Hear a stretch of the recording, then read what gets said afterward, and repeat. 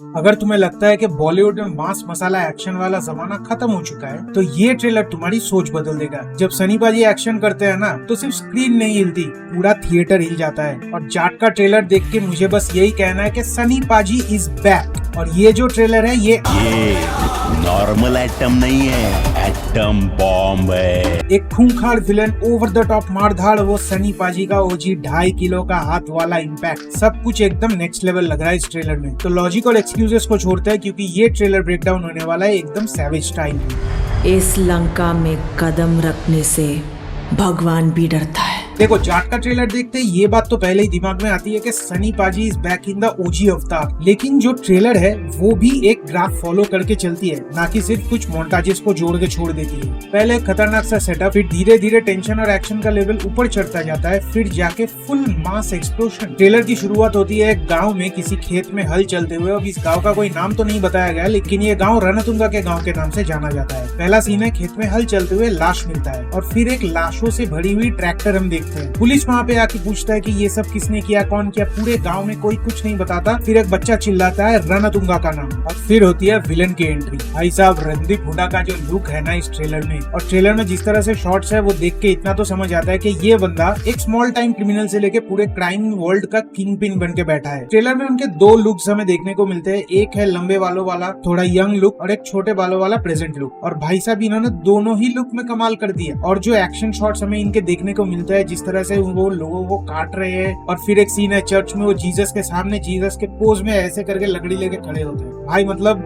Villain हो तो ऐसा हो, खुद को साला ऐसे प्लेस कर रहा है कि तुम्हारा भगवान मैं हूँ। ऐसा एक खूंखार विलन बहुत दिनों से नहीं देखा था हमने। उनका ऑरा, उनकी पर्सनैलिटी, उनकी एक्सप्रेशंस, बॉडी लैंग्वेज, ये सब देख के ना कोई मतलब वो सिनेमा वाला विलन नहीं, एक रियल लाइफ नाइटमेयर वाला फील आता है। विनीत कुमार सिंह का भी एक इम्पोर्टेंट रोल दिख रहा है यहाँ पे। उनके लिए भी एक डेडिकेटेड टीजर आया था, तो वो इस स्टोरी के जो है या फिर इस फिल्म के जो है एक मेजर पार्ट होने वाले हैं। और फिर होता है सबसे बड़ा धमाका सनी पाजी के एंट्री से। सनी देओल का जो इंट्रोडक्शन शॉट है वो एक साउथ इंडियन ढाबा में है। पहले उनका पैर हम देखते हैं, फिर वहाँ पे एक प्लेट गिरती है, इडली और सांभर रहते हैं उसमें। फिर वो जो डोसा और इडली का बैटर पीसने वाला एक मशीन होता है, उसमें वो ग्राइंडर एक ऐसा पत्थर का होता है, वो लेके वो लोगों को पीट रहे हैं। फिर हमें एक के बाद एक सनी देओल के एक्शन शॉट्स देखने को मिलते हैं, गरम गरम डायलॉग सुनने को मिलता है। डायलॉग्स पे आगे बात करेंगे। ट्रेलर में एक जो चीज मुझे और अच्छी लगी वो है कि जो फीमेल कैरेक्टर्स यहाँ पे दिखाए गए हैं, they are quite important to the story. कोई भी ऐसा नॉर्मल मतलब ग्लैम डॉल शोपीस वाला सीन यहाँ पे है नहीं। रजीना कैसेंड्रा हो गई, सियामी खेर हो गई, राम्या कृष्णन हो गई, तीनों के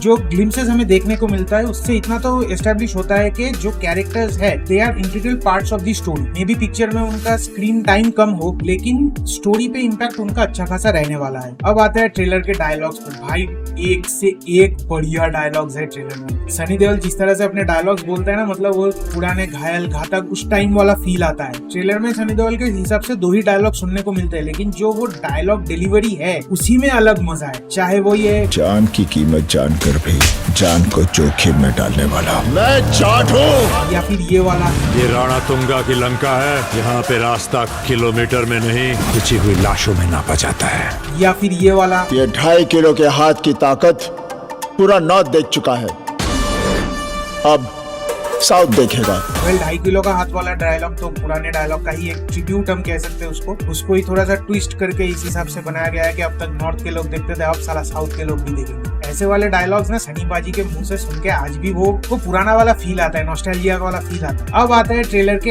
एक्शन पे, जो मैं कहूंगा इस ट्रेलर का एक सेलिंग पॉइंट है। और एक्शन सीन्स भी वैसे ही है, एकदम प्योर रॉ सनी पाजी स्टाइल एक्शन। कभी हम देखते हैं कि सनी पाजी डंबल पे आप बंदे को लटका के ऐसे एक्सरसाइज कर रहे हैं, या फिर एक बंदे को टेबल के साथ ही लात मार के तोड़ देते हैं। देखो, ये ओवर द टॉप है, ये पॉसिबल है ही नहीं, लेकिन जब सनी पाजी स्क्रीन पे करते हैं ना तो देख के लगता है हाँ मतलब सनी पाजी है तो कर सकते हैं। हर घुसे और लात में आदमियां उड़ रहे हैं, ये देख के ना मतलब लगता है कि आज के जो स्टार्स है जो एक्शन फिल्में कर रहे हैं, लेकिन उनमें वो इम्पैक्ट कहीं ना कहीं मिसिंग है। इसीलिए सनी देओल को ओजी एक्शन स्टार कहा जाता था। बचपन में टीवी में बहुत पिक्चर देखते थे हम सनी देओल की, वो फील मतलब ये वाला देख के ना वो वाला फील मेरे को बार बार याद आ रहा है। अब बात करें अगर बीजीएम की, तो थमन ने जो बीजीएम अनिरुद्ध से उठाया, तलपति विजय की जो मास्टर फिल्म थी उसकी जो थीम म्यूजिक है अनिरुद्ध की, उसी को उठा के उसी को थोड़ा ट्विक करके थमन ने इसका का बीजीएम बना दिया है और वो इन्फ्लुएंस क्लियर है, उसको आप डिनाई नहीं कर सकते। लेकिन भाई जो भी बनाया है वो सॉलिड बनाया है, वो ट्रेलर को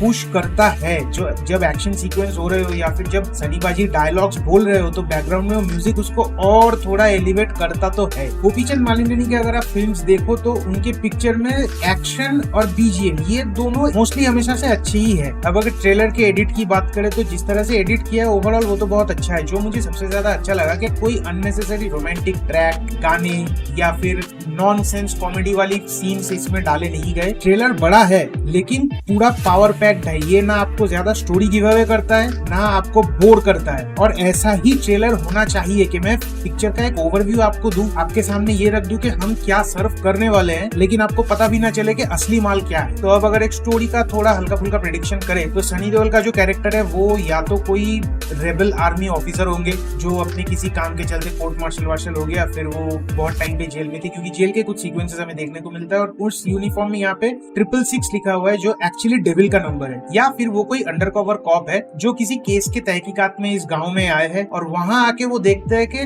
जो उनके पास इंफॉर्मेशन थी वो टिप ऑफ द आइसबर्ग है, असली मामला बहुत गहरा है और उस गहराई में घुसा है और उस गहराई में घुस के बैठा है रणतुंगा। अब फिर हीरो विलन फाइट जो होगा वो तो पिक्चर का फाइनल रेजोल्यूशन आएगा। ये ट्रेलर देख के मेरे को ना सच में लग रहा है कि अब सनी पाजी का वो ग्रैंड कमबैक होगा जो गदर 2 कमबैक कह सकते हैं, पर वो मतलब ओजी एक्शन हीरो सनी पाजी नहीं थे। इस वाले में वो ओजी एक्शन हीरो सनी पाजी मुझे देखने को मिले।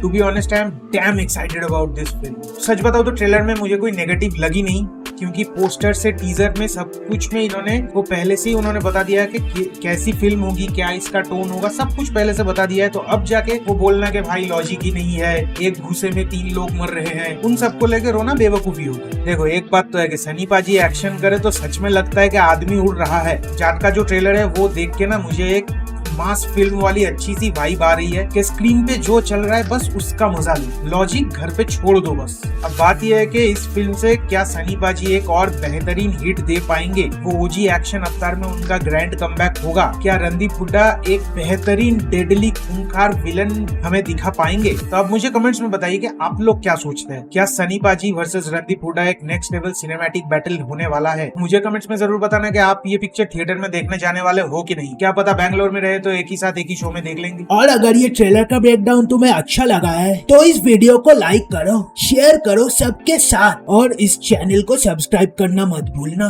वरना सनी पाजी के 2.5 किलो का हाथ तुम्हारे ठुड्डी पे पड़ेगा और तुम्हारा जबड़ा तोड़ देगा। आपसे मिलता है अगले वीडियो में, तब तक के लिए स्टे सैवेज।